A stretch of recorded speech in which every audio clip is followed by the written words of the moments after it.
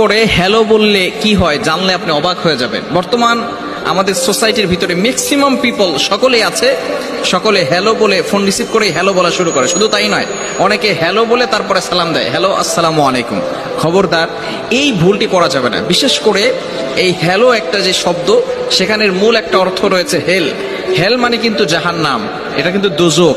বিশেষ করে আরবের অধিকাংশ মুফতি যারা রয়েছে, গ্রান্ড মুফতি যারা রয়েছে, তারা বলছেন যে শুরুতে এই শব্দটা ব্যবহার করা যাবে না, শুরুতে কিন্তু সালাম দিয়ে কথা বলতে হবে।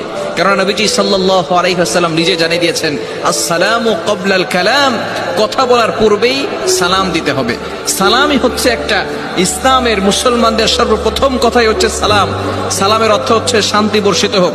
আপনি আসসালামু আলাইকুম বলবেন যে আপনার উপর শান্তি বর্ষিত হোক।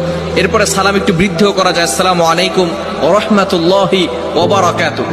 আপনি আসসালামু আলাইকুম এতটুকু বললেও হবে, আসসালামু আলাইকুম ওয়া রাহমাতুল্লাহ এতটুকু বললেও হবে, আসসালামু আলাইকুম ওয়া রাহমাতুল্লাহি ওয়া বারাকাতুহু এতটুকু বললেও হবে।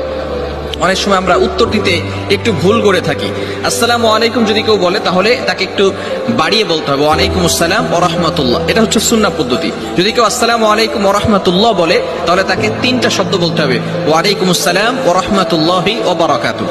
যদি কেউ তিনটা শব্দই বলে আসসালামু আলাইকুম ওয়া রাহমাতুল্লাহি ওয়া বারাকাতুহু, তাহলে আপনিও তাকে পাল্টা তিনটিই বলবেন, এর বেশি বলবেন। অনেকে আবার ওয়া জান্নাতুহু ওয়া মাগফিরাতুহু ওয়া কিরামাতুহু, এগুলো কিন্তু সুন্নাহ নয়, এগুলো রাসূল সাল্লাল্লাহু আলাইহি ওয়াসাল্লাম আমাদেরকে শিক্ষা দেন নাই, এগুলো সালামের সুন্নাহ পদ্ধতি নয়।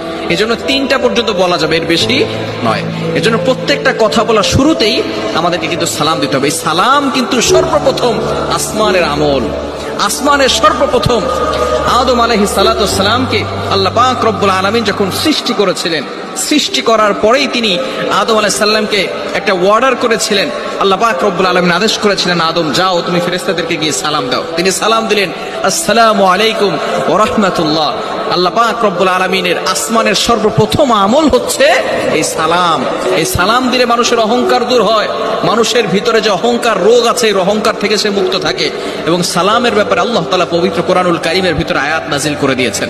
আপনি পবিত্র কোরআনুল কারীম খুলেন, 18 নম্বর পারা 17 নম্বর পৃষ্ঠার 13, 14, 15 নম্বর লাইনগুলোতে সূরাতুন নূরের 61, 61 নম্বর আয়াতে রব্বুল আলামিন বলেন, ফাইদা দাখালতুম বুয়ুতান ফাসাল্লিমু আলা আনফুসিকুম তাহিয়াতাম মিন ইনদিল্লাহ।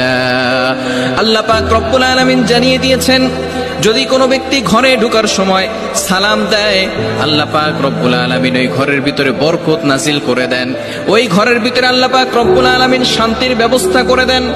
এরকম সুন্দর সুন্দর ভিডিও পেতে আমাদের পেজের সাথে থাকুন এবং ভিডিওটি বেশি বেশি শেয়ার করে দিন।